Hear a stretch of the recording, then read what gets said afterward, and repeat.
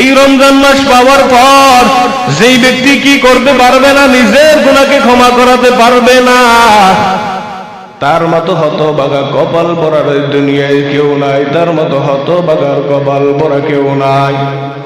যেই ব্যক্তি মা বাবা দুনিয়াতে থাকার পর মা বাবার আনুগত্য করতে পারবে না, মা বাবার নাফরমানি করবে, পয়গম্বর জানাইয়া দেয় এই ব্যক্তির মতো দ্বিতীয় আর কোনো হতভাগা কপাল পরা কেউ নাই, দ্বিতীয় আর কোনো হতভাগা কপাল পরা কেউ নাই। মদিনার নবী আরো জানাইয়া দেয় এই রমজান মাস পাওয়ার পর আমার আল্লাহর কাছ থেকে যেই ব্যক্তি কি করতে পারবে না, নিজের জিন্দেগীর গুনাহগুলি ক্ষমা করাইতে পারবে না। ও উম্মাহ শোনো, তোমার মতো নাফরমান, তোমার মতো নাকান্দান আল্লাহর গৃহীত বান্দা,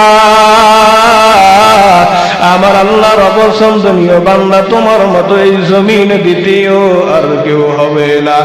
আগে দেখতাম মানুষগুলো গিবত শিকার রমজানের আগে অনেক কম করতো, কিন্তু এখন দেখা যায় এই মানুষগুলো রমজান মাস আসার পর এত পরিমাণে গিবত লেগে গেছে, এত পরিমাণে শিকায়তে লেগে গেছে। আগে দেখতাম একটা ছেলে সারাটা দিন মোবাইল চালাইতো না, এখন কি করে জানোনি, রমজান মাসে রোজা রাখতেছে, সারাটা দিন মুভি দেখতেছে, ফেসবুক চালাইতেছে।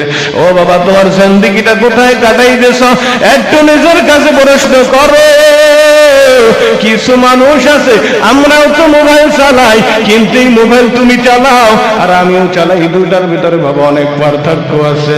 তোমাকে জিজ্ঞেস করলে বাবা তোমার মোবাইলের দিকে তাকাইলে মাঝে মাঝে দেখা যায় তুমি মুভি দেখতেছো বা তুমি নাটক দেখতেছো বা তুমি সিনেমা দেখতেছো, তার দিকে তাকাইয়া আসো, কিন্তু আমার ফোনের দিকে তুমি তাকাইয়া দেখো আমি যদি ভালো কাজ করতে পারি তুমি কেন পারবা না? নিজের কাছে প্রশ্ন করো, এই রমজান মাসটা আসার পর আমি যদি বা আরো কোন আল্লাহর বান্দা যদি নিজের গুনাহকে রবের কাছ থেকে ক্ষমা করাইতে পারে, তুমি কেন পারবা না? একটু নিজের কাছে প্রশ্ন করো, আমিও তো ওই রবের গোলাম, ওই পয়গম্বর যেই উম্মতে যেই পয়গম্বরকে আমার আল্লাহ না বানাইলে আমাকেও বানাইতো না, এই জমিনে বানাইতো না। যেই ব্যক্তিরে আমার আল্লাহ বানাইছে, এই জমিনটা আমার আল্লাহ কিসের জন্য বানাইছে? ওই মুমিন এই জমিনে পরিবেশ করে, আমি ওই জমিনে পরিবেশ করি। নিজের কাছে একটু প্রশ্ন করে দেখো, যদি নিজেকে প্রশ্ন করো, নিজের মেধাটাকে একটু কি করে বান্ধা রিচার্জ করো, যে হে মেধা, নিজের অন্তরের কাছে প্রশ্ন করো, হে মান, আমার মতো কত মানুষ আছে দুনিয়া থেকে বিদায় নিয়ে চলে যাইতেছে, আমার মতো কত মানুষ আছে রোজা রাখে না, কিন্তু আল্লাহ আমাকে রোজা রাখার সুযোগ করে দিয়েছেন। কিন্তু এই রমজান মাস পাওয়ার পর তুমি নিজের গুনাহকে ছাড়তে পারলা না, নাকি আমল করতে পারলা না। মনে করিও না যে তোমার কপালটা বড় ভালো, নিজে মনে করতে পারতেছো যে আমি তো হারতেছি চলতেছি, আমাকে মানুষ ভালোই মনে করে। কথা বলে না, তাই না? নিজে একটু তারাবির নামাজ আদায় করলে মনে করে আমি বড় ওলি কামেল হয়ে গেলাম। একদিন তাহাজ্জুদ নামাজ আদায় করার কারণে নিজে অনেক বড় কিছু মনে করে।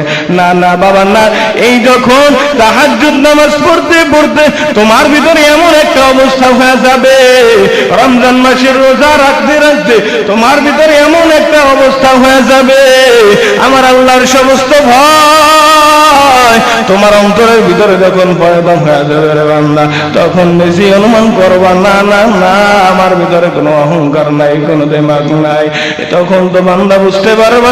কিন্তু এই রমজান মাসটা আসার পর আগের থেকে তুমি দ্বিগুণ গুনাহ বাড়াইয়া দিলা কেন রে বান্দা? মোবাইলের গুনাহকে ছেড়ে দাও, মোবাইলের গুনাহকে ছেড়ে দাও।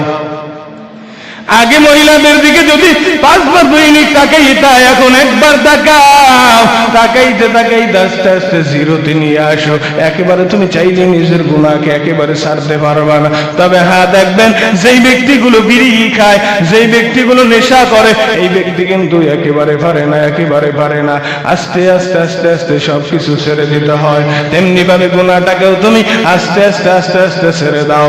এই রমজান মাসের উসিলায় মালিককে বলো, ও দয়ার মালিক, আমি তো সারা জীবন গুনাহ করেছি, আমার বয়সটা আল্লাহ অনেক হয়ে গেছে, আয় আল্লাহ তুমি ছোটবেলার গুনাহগুলো আমার ক্ষমা করে দিয়েছো, এত রহম করেছো, এত দয়া করেছো, এত মায়া করেছো, এত মুহাব্বত করেছো।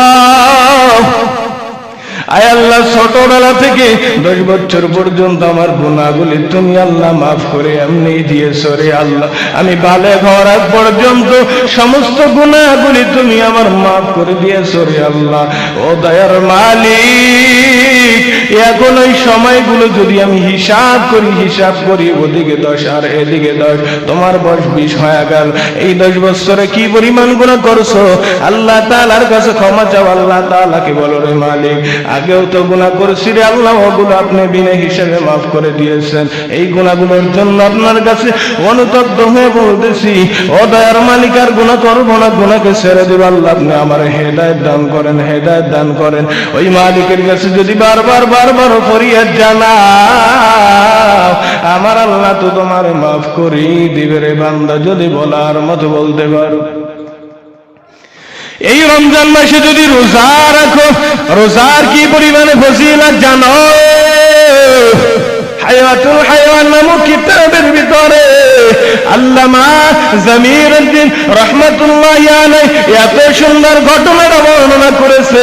মায়ার নবী রাহমাতুল লিল আলামিন বলে,